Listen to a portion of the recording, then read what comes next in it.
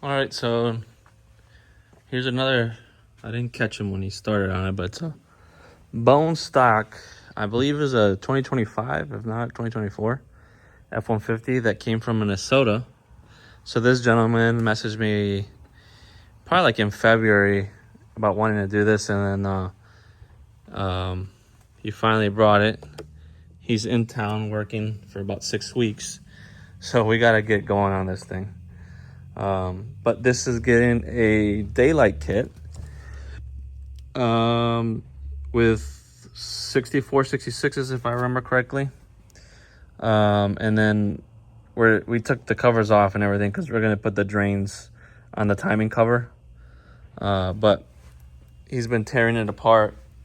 Martin has been tearing it apart and getting going on it, getting everything, getting ready so that we can start going together with this truck.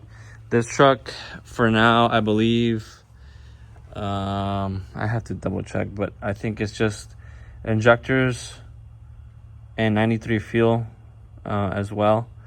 We're going to, I think he said down the road he may still do a fuel system. He's on a time crunch because he's in town for about a month and a half on a job, so he wants to get it done while he's here and then drive it back home to Minnesota from where he's from. That's like 15, 16 hours from here. So we got to get everything fixed up, put the turbos on, make sure everything's working great, and blah, blah, blah. Because he's going to drive this thing all the way up back to where he's from. So we got to make sure this is on point like we do normally, but just kind of adds a little bit more pressure just because he's actually driving it that far back. So we are doing the downpipes we're connecting to his stock exhaust. He has a Corsa, I believe, exhaust on there, but obviously we're getting rid of the cats and connecting to that stock exhaust. So it should be fun. I mean, he's also thinking about doing a motor down the road, so I believe that's why we went with 64, 66s on this truck. And but yeah, truck from out of town, from way up north, and it's a real nice truck, but you can tell it's from up north because you can already start seeing the symptoms of a northern truck. So you gotta be careful with these trucks and the rust up there. But anyways, I'll be posting more videos. It's a nice truck. It's just lowered, but it's, other than that, it's basically stock. So we'll try to do some videos of Martin going together on it. Doing a little update on this truck. Got the intercooler mounted. Got the turbos somewhat mounted, 64, 66s. And then we put the timing cover back on because we had to weld these drains. One here, and coming along pretty good. The headers are super tough to get on there. We still got to move all these lines and all that stuff, so don't mind that, but it's coming along pretty well. This header's mounted in. We got to do the fuel lines. So normally we mount the regulator right here. The customer, this truck, was supposed to be just like a 93 fuel for now.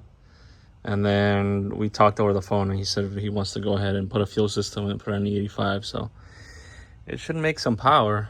The only thing about this truck is the boost controller. So we're not doing a boost controller. He's just doing E85 for now. So we'll probably just put like a decent size spring, like maybe like a 10 or 12 pound spring. Nothing too crazy because it still has a stock trans. So I don't want to get too crazy with it because he needs a trans and he needs a boost controller. So we're just going to do fuel system for now. And then when he comes back, we'll do the trans and the boost controller, and I believe he said he wanted a motor as well. So working along with it. Martin was punching the air, probably literally, with these headers. They're tough to install, so you gotta be pretty patient with it.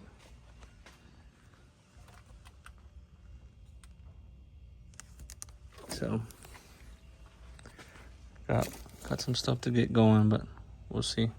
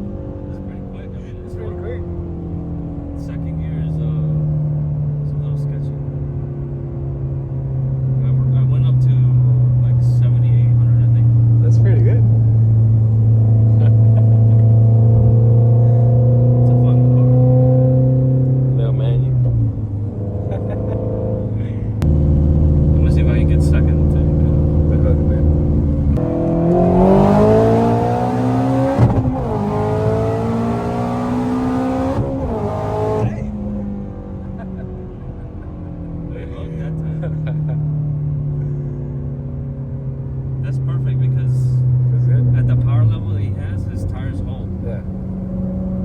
But el otro día, I couldn't get him to hold for some reason. Maybe it was the road.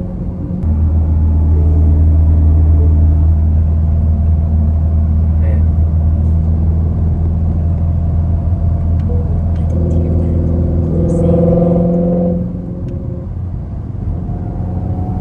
When you go wide open throttle, kind of, it opens up on its own. Does it? Yeah. Damn. Yeah, if I do. It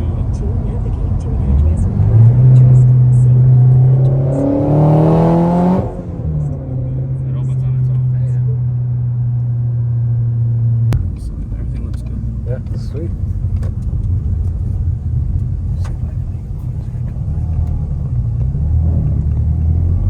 That's about the limit of the turning radius too.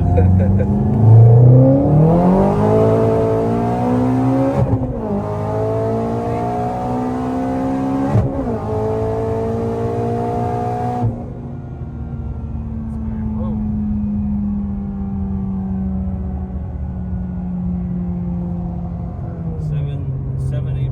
I think John said that he estimated like 7.5 pounds. 7 to 7.5 pounds. Yeah, that's pretty good. Sweet. Get this thing rolling.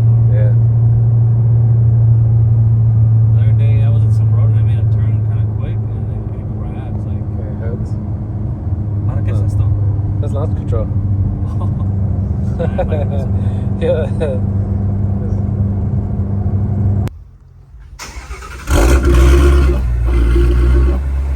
Is it closed? Closed? Yeah.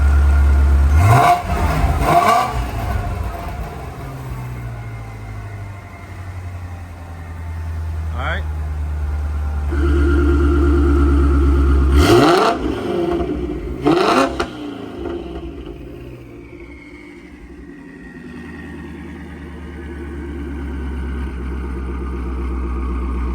That's good.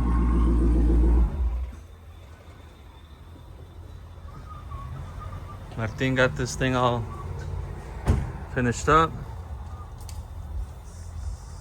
Got the catch cam mounted, crimp lines. This one we couldn't crimp because it's super tight.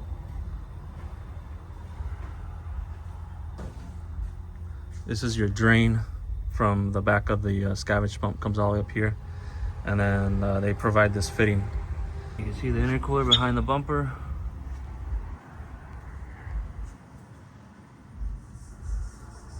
I'm about to go up with it.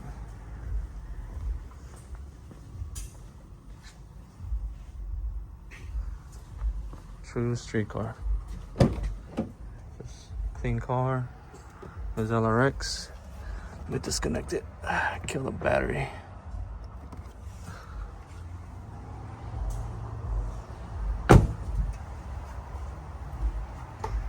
¿Está bien? Yeah, we're right in the middle.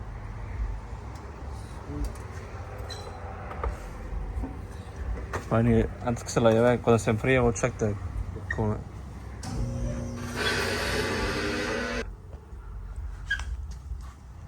Alright, that's the undershield cut up for the BMR.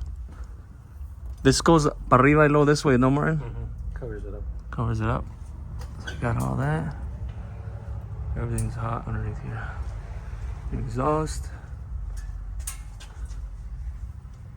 Pump. It's all connected to this exhaust. Oh yeah, la pusiste. I was about to ask you about this other one.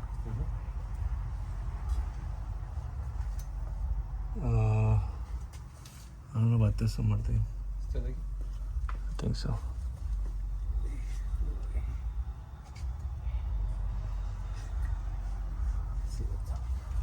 And then the charge pipe's modified, so it gives clearance for the ride height sensor on both sides. And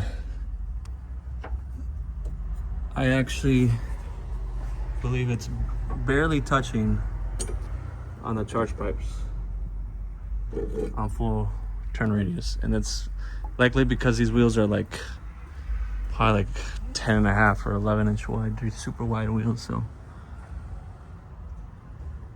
you can see right there where the tire's rubbing. But otherwise, this is what it looks like under shields, with the undershield all in. So